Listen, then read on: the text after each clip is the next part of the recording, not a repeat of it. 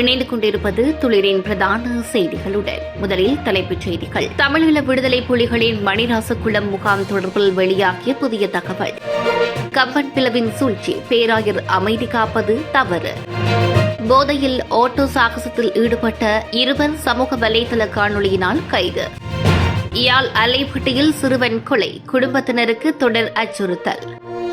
நாட்டில் ஏற்பட்டுள்ள கடும் வெப்பத்தால் மனநலம் பாதிப்பு, நிபுணர்கள் கோரிக்கை.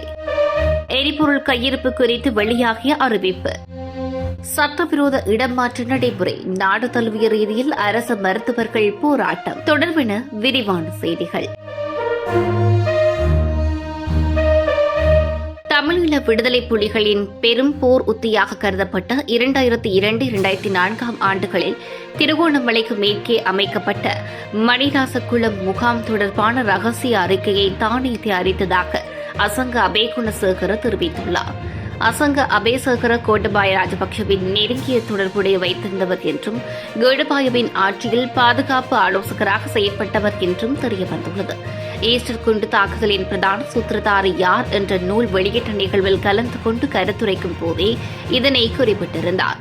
அது தொடர்பில் அவர் மேலும் தெரிவித்த கருத்துக்களின்படி, கம்பன்பில திருகோணமலையை பாரிய ஆர்ப்பாட்டங்களை நடத்தி குறித்த முகாமை அகற்றுமாறு பிரச்சினைப்படுத்தியதும் இந்த ரகசிய அறிக்கையில் குறிப்பிடப்பட்டிருந்த விடயங்கள் பயங்கரத்தன்மையை அறிந்திருந்ததால் ஆகும். குறித்த காலப்பகுதியில் சமாதான பேச்சுவார்த்தைகள் நடைபெற்றுக் கொண்டிருந்த நிலையில் இருதரப்பினருடனும் உடன்படிக்கையில் கைச்சாத்திட்டனர். மணிராசகுளம் முகாமை பிரதானமாக கொண்டு திருகோணமலையை சூழ 17 சிறிய முகாம்களையும் தமிழீழ விடுதலை புலிகள் அமைத்திருந்தனர். இந்த முகாம்களை கேத்திரமாக கொண்டு திருகோணமலை துறைமுகத்தை தாக்கி அதனை கைப்பற்றி அங்கிருந்து தென்பகுதிக்கு தாக்குதலை தொடுத்து நாட்டை கைப்பற்றுவதே அவர்களின் நோக்கமாக இருந்தது. இது தொடர்பில் நான் ஆராய்ந்த ரகசிய அறிக்கை ஒன்றை தயாரித்த நிலையில் அதை கம்பன் பிளவிடம் கையளிப்பதற்கு சந்தர்ப்பம் கிடைத்தது. அன்று எனக்கு அவருடனான நெருக்கம் ஏற்பட்டதும் குறிப்பிடத்தக்கது. அந்த அறிக்கையை மூலாதாரமாக கொண்டே முகாமை அகற்றுமாறு கம்பன் பில திருகோணமலையில் பாரிய ஆர்ப்பாட்டத்தில் ஈடுபட்டார் என்பதும் குறிப்பிடத்தக்கது. ஈஸ்டர் தாக்குதலின் பிரதான சூத்திரதாரி சக்ரான் ஹாசிம் என்ற முன்னாள் அமைச்சரும் பேவுதுருகல உரிமைய கட்சியின் தலைவருமான உதயகம்பன் பில குறிப்பிட்டுள்ளார். இத்தாக்குதலின் பிரதான சூத்திரதாரி வேறு ஒருவர் என காண்பிக்க சிலர் முயற்சித்தாலும் இந்த தாக்குதலின் பிரதான சூத்திரதாரி சக்ரான் ஹாசிம் என்பது நிரூபணமாகியுள்ளதாக குறிப்பிட்டுள்ளார். புத்தக வெளியீட்டு விழாவில் முன்னாள் ஜனாதிபதிகளான கோட்டபாய ராஜபக்ச, மஹிந்த ராஜபக்ச மற்றும் மைத்ரிபால சிறிசேன ஆகியோர் கலந்து கொண்டிருந்தனர். இவ்வாறான விடயங்கள் மூலம் மக்களை திசை திருப்ப வேண்டாம் என்று பத்திரபுள்ள சீலரத்ன தேரர் குறிப்பிட்டுள்ளார். இவ்வாறு திசை திருப்ப முயற்சிப்பவர்களை கைது செய்யுமாறும் ஜனாதிபதிக்கு கூறுங்கள் என்று பேராயர் மல்கம் ரஞ்சித்துக்கு கோரிக்கை விடுத்துள்ளார். கம்பகம் மாவட்டம் வெளிவேறிய போலீஸ் பிரிவுக்குட்பட்ட பகுதியில் ஆட்டோ ஒன்றில் ஆபத்தான முறையில் சாகசத்தில் ஈடுபட்ட 2 சமூக வலைதளங்களில் பரவிய காணொலி ஆதாரத்தின் அடிப்படையில் கைது செய்யப்பட்டுள்ளனர். போக்குவரத்து முகாமைத்துவம் மற்றும் வீதி பாதுகாப்பு பிரிவுக்கு பொறுப்பான பிரதி போலீஸ் மா அதிபர் WPJ சேனாதீர இது தொடர்பான விவரங்களை வெளியிட்டுள்ளார். நேற்று முன்தினம் நெடுங்கமுவு முதல் மீகவத்த வரையான பிரதான வீதியில் இந்த ஆபத்தான சாகச செயலில் ஈடுபட்டுள்ளனர். இது தொடர்பான காணொலி சமூக வலைதளங்களில் வைரலாகியதைத் தொடர்ந்து போலீஸ் தொழில்நுட்ப குழுவினர் அதனை ஆய்வு செய்து விவரங்களை கண்டறிந்தனர். பிரதி போலீஸ் மா அதிபரின் உத்தரவின் பேரில் வெளிவேறிய போலீஸ் நிலைய பொறுப்பதிகாரியினால் முன்னெடுக்கப்பட்ட விசாரணைகளை தொடர்ந்து ஆட்டோவின் சாரதி வயது 22 என்றும் அதன் உரிமையாளர் வயது 23 உடையவர் என்றும் அவர்கள் இருவரும் நேற்று கைது செய்யப்பட்டுள்ளனர். இருவரும் அதே பகுதியை சேர்ந்தவர்கள் என்றும் போலீசாரை கண்டதும் இவர்கள் இருவரும் தப்பியோட முயன்றுள்ளதாகவும் எனினும் இருவரும் மடக்கி பிடிக்கப்பட்டுள்ளதாகவும் தெரிவிக்கப்பட்டுள்ளது. யாழ்ப்பாணம் அல்லைப்பட்டியில் கடந்த பிப்ரவரி 10 போலீசாரின் துப்பாக்கிச் சூட்டில் உயிரிழந்த 17 வயது சிறுவன் அல்பினோ அருள்பாய்ஸ் என்பவரின் குடும்பத்தினர் தங்களிடம் அச்சுறுத்தல்கள் நிலவுவதாகவும் அந்நிலையில் மறைமுகமாக பின்தொடர்வதாகவும் முறைப்பாடுகள் செய்யப்பட்டுள்ளது.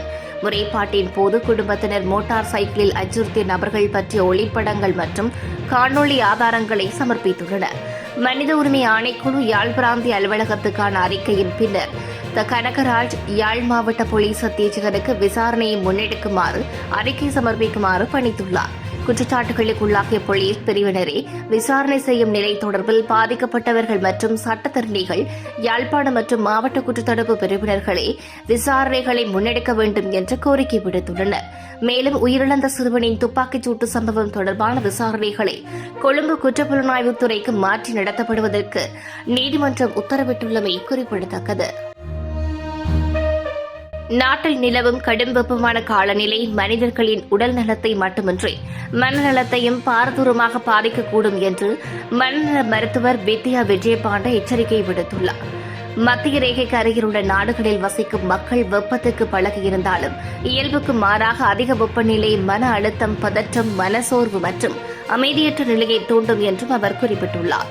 வெப்பம் உடலின் வேதியியல் சமநிலையை பாதிப்பதன் மூலம் தூக்கம், ஞாபக சக்தி மற்றும் முடிவெடுக்கும் திறன் ஆகியவற்றில் மாற்றங்கள் ஏற்படும். இந்த வெப்பத்தினால் முதியவர்கள் மற்றும் சிறியவர்கள், கர்ப்பிணி தாய்மார்கள், நீண்ட காலமாக மருந்து உட்கொள்பவர்கள், ஞாபக மருதி நோய் உள்ள முதியவர்கள், வெப்பமான காலப்பகுதியில் மது அருந்துபவர்கள் ஆகியோர் அதிக பாதிப்புக்குள்ளாகுவதற்கான சாத்தியக்கூறுகள் காணப்படுவதாக தெரிவிக்கப்பட்டுள்ளது. இதேவேளை எரிச்சல் அடைதல், முரட்டுத்தனமான நடத்தை, பதற்றம் மற்றும் மனநிலையில் ஏற்படும் திடீர் மாற்றங்கள் ஆகியவை வெப்பத்தினால் மனநலம் பாதிக்கப்படுவதற்கான முக்கிய அறிகுறிகளாகும். வெப்பத்தினால் ஏற்படும் மன அழுத்தத்தை குறைக்க மருத்துவர் வித்யா விஜயபாண்டா ஆலோசனைகளை வழங்கியுள்ளார். சமூக வலைதள பயன்பாட்டை குறைக்கவும், தியானம், இசை கேட்டல், யோகா போன்றவற்றை செய்யவும் என்று குறிப்பிட்டுள்ளார். எதிர்வரும் பண்டிகை காலத்தை முன்னிட்டு நாட்டுக்கு தேவையான எரிபொருள் கையிருப்பு உறுதி செய்யப்பட்டுள்ளதாக இலங்கை பெட்ரோலிய கூட்டுத்தாபனத்தின் முகாமைத்துவ பணிப்பாளர் மயூர் நித்திகுமாரகே தெரிவித்துள்ளார். இன்று 32,000 மெட்ரிக் டன் டீசல் மற்றும் 8,000 மெட்ரிக் டன் விமான எரிபொருள் அடங்கிய கப்பல் ஒன்று இலங்கையை வந்தடைந்துள்ளது. இதனைத் தொடர்ந்து ஏப்ரல் 6, 7 மற்றும் 7, 8 ஆகிய திகதிகளில் 2 எரிபொருள் கப்பல்கள் நாட்டை வந்தடைய உள்ளன. ஏப்ரல் மாதத்தின் முதல் வாரங்களுக்கு தேவையான எரிபொருள் ஏற்கனவே உறுதிப்படுத்தப்பட்டுள்ளதாக அவர் சுட்டிக்காட்டியுள்ளார். எரிபொருள் நிரப்பு நிலையங்களுக்கு தமக்கு வழங்கப்பட்டுள்ள அங்கீகரிக்கப்பட்ட ஒதுக்கீட்டுக்கு அதிகமாக எரிபொருளை விநியோகிப்பதை தவிர்க்குமாறு அறிவுறுத்தப்பட்டுள்ளது. பண்டிகை காலத்தில் எரிபொருளை சிக்கனமாக பயன்படுத்துமாறு பொதுமக்களிடம் கோரிக்கை விடுக்கப்பட்டுள்ளது. மேலதிக எரிபொருள் கையிருப்பு இருப்பதால் பொதுமக்கள் தேவையற்ற அச்சம் கொள்ள தேவையில்லை என்றும் அவர் மேலும் குறிப்பிட்டுள்ளார். நாடு தழுவிய ரீதியில் அரசு மருத்துவர்கள் பணிப்புறக்கணிப்பில் ஈடுபட உள்ளனர். இதன் அடிப்படையில் இன்று காலை 8 மணி முதல் 24 மணி நேர அடிகால பணிப்புறப்பு போராட்டம் நடைபெறவுள்ளது. இந்த விடயத்தை அரசு மருத்துவ அதிகாரிகள் சங்கம் உத்தியோகபூர்வமாக அறிவித்துள்ளது. சுகாதார அமைச்சினால் தற்போது முன்னெடுக்கப்பட்டு வரும் சட்டவிரோதமான இடமாற்று நடைமுறைகளுக்கு எதிர்ப்பு தெரிவித்தே இந்த தீர்மானம் எடுக்கப்பட்டுள்ளதாக சங்கம் குறிப்பிட்டுள்ளது. முறையான விதிமுறைகள் பின்பற்றாமல் மேற்கொள்ளப்படும் இடமாற்றங்கள் மருத்துவர்களின் சேவையை பாதிப்பதாக அவர்கள் சுட்டிக்காட்டியுள்ளனர். இந்த நிலையில் 24 மணி நேரத்துக்கு இந்த போராட்டம் முன்னெடுக்கப்படும் என்றும் தெரிவிக்கப்பட்டுள்ளது. நாடு முழுவதும் உள்ள அனைத்து அரசு மருத்துவமனைகளைச் சேர்ந்த மருத்துவர்களும் இந்த பணிப்புறக்கணிப்பில் கலந்து கொள்ள உள்ளனர். இந்த வேலைநிறுத்தம் காரணமாக வெளிநோயாளி பிரிவு, ஓபிடி மற்றும் ஏனைய மாதாந்த முறைமை சிகிச்சைகள் பாதிக்கப்படலாம் என்று அஞ்சப்படுகிறது. இருப்பினும் அவசர சிகிச்சை பிரிவுகள் வழமை போன்று இயங்குமா என்பது குறித்து இன்னும் உறுதிப்படுத்தப்படவில்லை. ஏற்கனவே இதுபோன்ற கோரிக்கைகளை முன்வைத்து போராட்டங்கள் முன்னெடுக்கப்பட்ட நிலையில் சுகாதார அமைச்சின் மெத்த போக்கை கண்டித்து மீண்டும் இந்த தீர்மானம் எடுக்கப்பட்டுள்ளமை குறிப்பிடத்தக்கது.